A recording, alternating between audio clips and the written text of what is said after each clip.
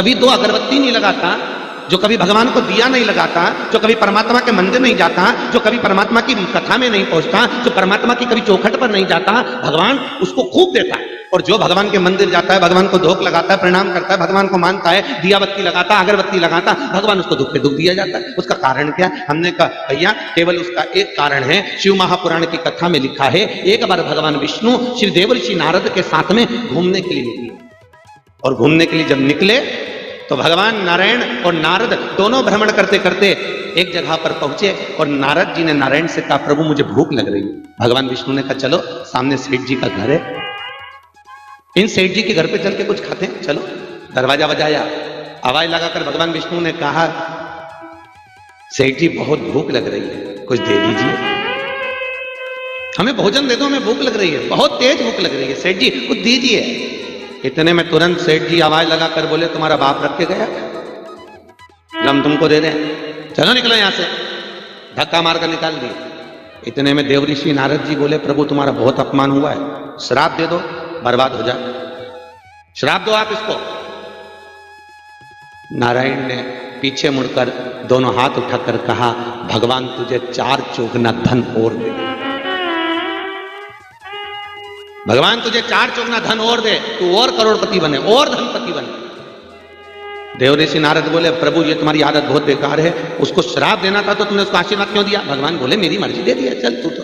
और आगे गए, एक सामने बुढ़िया का मकान था, बहुत बूढ़ी सी थी, कुछ भी नहीं था, कोई घर में नहीं था। आवाज लगाई भगवान ने, भगवान बोले भूख लगी है माँ। माँ बोली बाबा मेरे यहाँ खाने का कुछ नहीं है, एक ही गाय है, उसका दूध मेरे यहाँ रखा है, मैं आप दोनों को पिला देती हूँ। आसन लगाया, दोनों को बिठाया, पानी पिलाया, दूध पिलाया, भगवान जाने लगे। देवऋषि नारद बोले महाराज अब इसको आशीर्वाद दीजिए, इसने आपकी सेवा करी है, इसने आपको दूध पिलाया है, कितने प्रेम से बोली है, आशीर्वाद दो इसको। भगवान ने दोनों हाथ उठाकर कहा जा तेरे पास में जो एक गाय है वो भी मर जाए।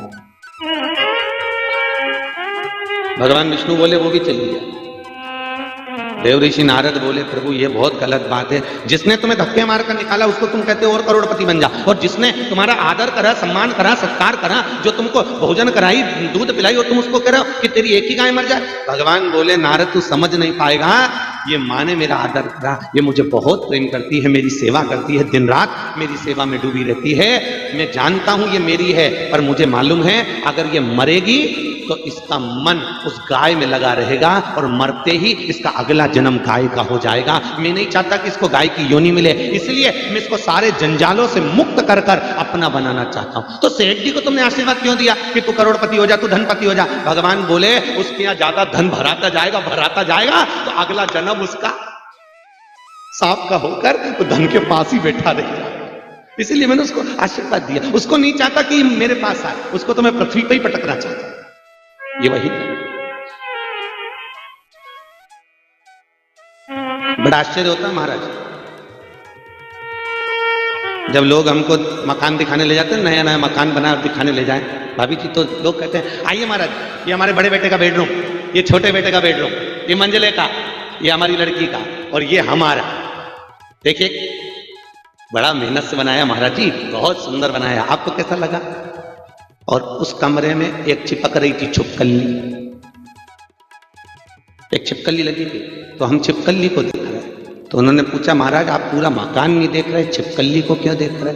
हमने कहा जैसे तुम कह रहे हो कि ये मेरा है, छिपकली भी कह रही है कि मेरा है, क्योंकि ये वो छिपकली है जो के मर गई मेरा मेरा मेरा, तो उसकी जमीन पर तुमने जो मकान बनाया तो आकर चिपक गई कि अभी भी मेरा।